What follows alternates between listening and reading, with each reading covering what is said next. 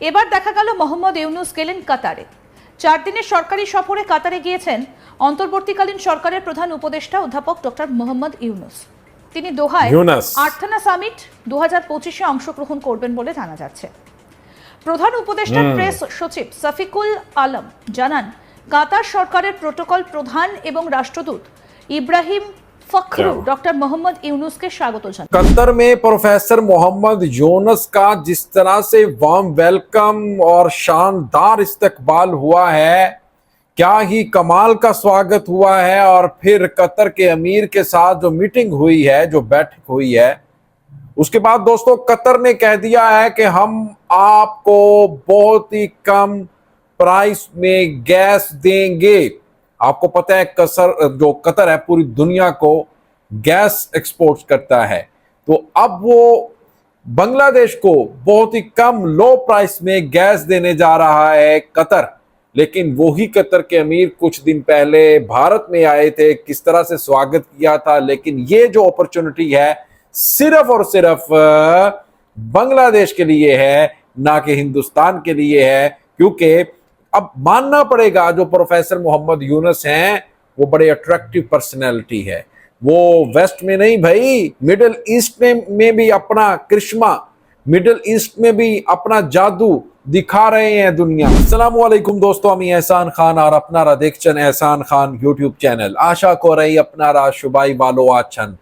दोस्तों कतर से बांग्लादेश को अब बहुत ही कम प्राइस पर गैस मिलने जा रही है, क्योंकि प्रोफेसर मोहम्मद यूनुस कतर के सफर पर हैं। कतर के अमीर के साथ भी उनकी बड़ी शानदार, जानदार और दमदार मुलाकात हुई है और इस बैठक की बहुत ही ज्यादा चर्चाएं हैं, क्योंकि जिस तरह से प्रोफेसर किया वहां पर वार्म वेलकम किया गया है, स्वागत किया गया है, ऐतिहासिक है।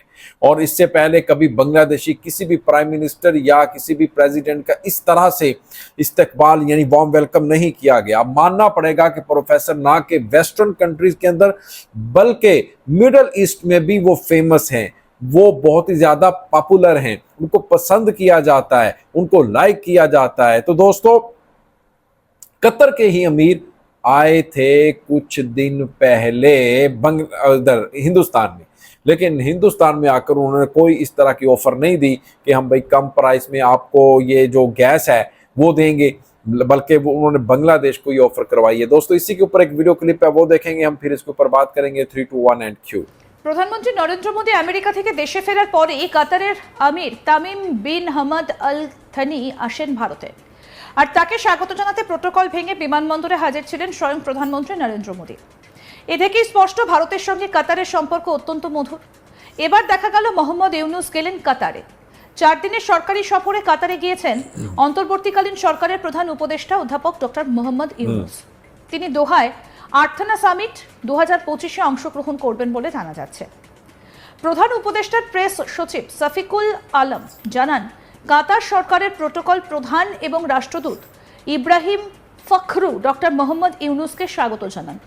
তিনি আরো বলেন, কাতারের আমির Sheikh Tamim bin Hamad Al থানির আমন্ত্রণে অধ্যাপক ইউনুস এই সফরে যান। সামিটে অংশগ্রহণ ছাড়াও কাতারে অনেক ছোট ছোট বিষয় নিয়ে আলোচনা হবে। কাতারের সঙ্গে পারস্পরিক সম্পর্ক আরো গভীর করাই মূল লক্ষ্য। তিনি আরো বলেন, কাতার ছোট দেশ হলেও সেখানে গ্যাসের ভান্ডার রয়েছে, সেখান থেকে যাতে বাংলাদেশে ইনভেস্টমেন্ট আনা যায় সেই বিষয়ে আলোচনা হবে। বাংলাদেশকে দেওয়া ট্রান্সশিপমেন্ট চুক্তি বাতিল করেছে ভারত সরকার। চলতি মাসের 8 তারিখ এক বিজ্ঞপ্তিতে জানানো হয়েছে, এবার থেকে বাংলাদেশ তাদের পণ্য রপ্তানির ক্ষেত্রে ভারতের মাটি ব্যবহার করতে পারবে না। এর ফলে বাংলাদেশের রপ্তানি কিছুটা মার খাবে বলে মনে করছে বাংলাদেশের ব্যবসায়ীরা। এদিকে ট্রান্সশিপমেন্ট বাতিলের পর ভারত থেকে বাংলাদেশে সুতো আমদানি বন্ধের নির্দেশিকা জারি করল ইউনূস সরকার। মূলত আমরা যেটা জানতে পারলাম, বাংলাদেশ যে স্পিনিং মিল ম্যানুফ্যাকচারিং অ্যাসোসিয়েশন আছে তারা তাদের গভর্নমেন্টকে বেশ কিছুদিন আগে লিখিত অভিযোগ করেছিল, ইন্ডিয়া থেকে সুতো যেটা ইম্পোর্ট হচ্ছে বাই রোডে বেনাপোল দিয়ে বা বিভিন্ন ল্যান্ডপোর্ট দিয়ে যাচ্ছে, তো ওদের যে ম্যানুফ্যাকচারিং যেগুলো হচ্ছে বাংলাদেশ সেই শিল্পটা মার খাচ্ছে এখানে। তো দেশীয় শিল্প বাঁচানোর স্বার্থে ওরা বাংলাদেশ গভর্নমেন্টকে এনবিআরকে একটা অ্যাপ্লিকেশন করেছিল এবং তার পদক্ষেপে আমরা দেখতে পাচ্ছি যে একটা নোটিফিকেশন জারি হয়েছে। ইন্ডিয়া থেকে সুতো বাই রোডে যাবে না, সুতো যাবে কিন্তু সি পোর্টে যেতে পারে, সমস্ত বাই রোডকে সিল করা হয়েছে। ফলে ভারতের কোনো স্থলবন্দর দিয়ে আর সুতো বাংলাদেশে যাবে না। ফলে ক্ষতির সম্মুখীন হবেন ব্যবসায়ীরা। ভারত সরকারের ট্রান্সশিপমেন্ট বাতিলের সিদ্ধান্তের পর এটা ইউনূস সরকারের পাল্টা চাল হিসেবেই দেখছেন অনেকে। এ বিষয়ে পেট্রাপোল এক্সপোর্ট ইম্পোর্ট ওয়েলফেয়ার অ্যাসোসিয়েশনের সদস্য প্রদীপ কুমার দে জানান, বাংলাদেশের সুতো ব্যবসায়ীরা দীর্ঘদিন ধরে সে দেশের সরকারকে জানিয়ে আসছিল ভারত থেকে সুতো আমদানির ফলে তাদের দেশীয় শিল্প মার খাচ্ছে। এর ফলে আমদানি বন্ধের আবেদনও করা হয়। ইন্ডিয়ার যে রপ্তানিযোগ্য যেটা ছিল, ডেফিনেটলি এটা ক্ষতি হবে। যে প্রোডাক্টটা আমাদের এক্সপোর্ট হতো তার জন্য আমাদের ফরেন কারেন্সি আর্নিং হতো, তো এক্সপোর্ট যদি না হয় একটা পার্টিকুলার কোয়ান্টিটি, সেটা আমাদের লস হবে। এখনও শিওর না, কারণ এটা বাংলাদেশের উপর ডিপেंड করছে। এটা दोस्तों आपने ये वीडियो देखी है किस तरह से जनाब अब जो ये वेस्ट बंगाल के जो लोग हैं, वो भी जो बिजनेसमैन हैं, वो कह रहे हैं कि देखें हमें तो बहुत ज़्यादा नुकसान हुआ है, लेकिन जो बांग्लादेश है उसको इतना ज़्यादा नुकसान नहीं हुआ। और ये जो ट्रांसशिपमेंट फैसिलिटी कैंसिल की है बांग्लादेश की, इससे हमें ज़्यादा नुकसान हुआ है, हमारे बिजनेसमैन को बहुत ज़्यादा नुकसान हुआ, क्योंकि जो सूता है वो अब बांग्लादेश में नहीं जा रहा। वेस्ट बंगाल और जो कलकत्ता के लोग हैं वो बहुत ही ज़्यादा इसके ऊपर डिपेंड करते थे, लेकिन बांग्लादेशियों ने लेने से इनकार कर दिया है। वो कह रहे हैं कि साथ में और भी जो 10 से 12 आइटम है, प्रोडक्ट्स है, वो भी बांग्लादेश अब नहीं ले रहा, लेकिन इसका नुकसान वो कह रहे हैं ज़्यादा हिंदुस्तान को उठाना पड़ रहा है और बांग्लादेश को तो ना होने के बराबर इसका नुकसान हुआ है।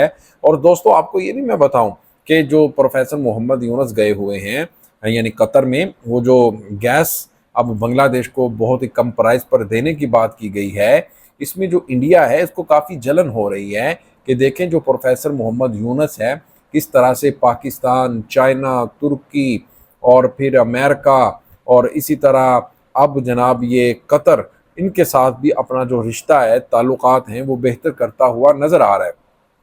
लेकिन जो हिंदुस्तान है वो उसका काम है जलना, सड़ना और हमसायों के साथ यानी नेबर कंट्री के साथ लड़ाई झगड़ा करना।